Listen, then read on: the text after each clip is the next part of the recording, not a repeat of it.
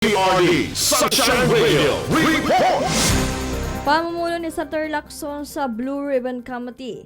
Kinwestiyon ni Senator Marcoleta. Alam ito ng balita niya mula kay Parshina Torno. 8 buwan na mula nang tumambad sa sambayanang Pilipino at sa buong mundo ang malawakang anomalya at korupsyon sa likod ng mga flood control projects.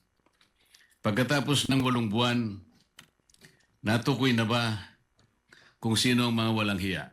Ito ang mainit na panimula ni Senator Rodante Marcoleta sa kanyang privileged speech sa sesyon ng Senado nitong Lunes. Sumentro ang kanyang mensahe sa tila naantalang investigasyon sa flood control scandal. Binanata ni Marcoleta si Senate Pro Tempore Ping Lacson na siyang chairman ng Blue Ribbon Committee dahil sa hindi ito pagpapatawag ng pagdinig sa alegasyon ng 18 ex-Marines. Imbes na magpatawag anya si Senator Lacson ng pagdinig, ay inunahan na umano nito ang pagdududa sa mga dating sundalo na naghatid ng mali-maletang pera kina Pangulong Bongbong Marcos, dating House Speaker Martin Romualdez at kay Zaldico sa kanilang bahay sa Forbes Park, Aguado sa Malacanang at sa opisina sa House of Representatives.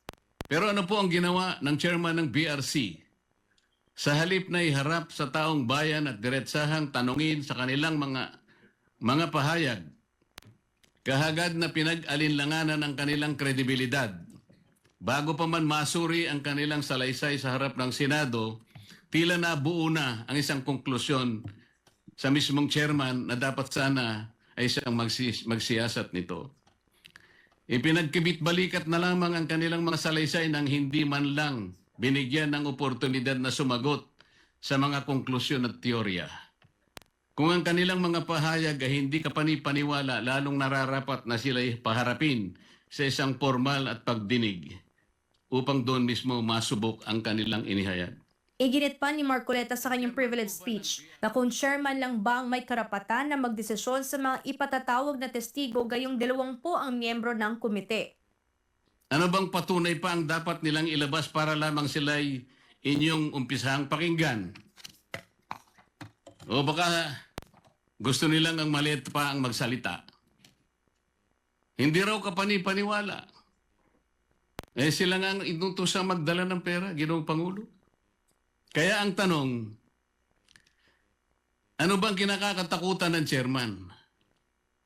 Ano na po ba ang nangyari sa pagsunod sa ebidensya? O piling ebidensya lamang ba ang susuriin at ipipigat na lamang ang mata sa iba?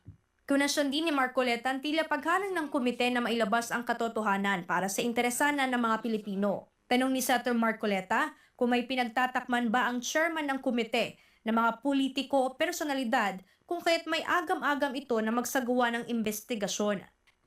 Hanggang kailan po tayo maghahalokip-kip ng mga kamay sa harap ng malawakan at karumal-dumal na paglima sa ating kabangbayan?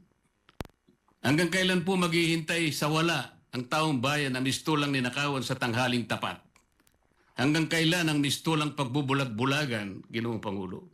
Samantala handa naman umanong sagutin ni Senator Lacson ang mga pahayag ni Senator Marcoleta laban sa kanya. Sasagutin anya nito ang tinawag niyang kulang-kulang sa research na privilege speech ni Senator Marcoleta. Gate pa ni Senator Ping Lacson, natanggap na ng opisina ni Marcoleta ang partial report ng komite noong February 11 pero hindi ito pinirmahan ng senador o kahit maglagay na lamang ito ng note na hindi ito sang-ayon. Dagdag pa nito na bilang chairman, siya ang unang pumipirma sa report bago ito ipasa sa iba kaya hindi totoo ang sinabi ni Senator Marcoleta. Para sa Diyos at sa Pilipinas kung mahal. Ito si Sheena Torno. DZRD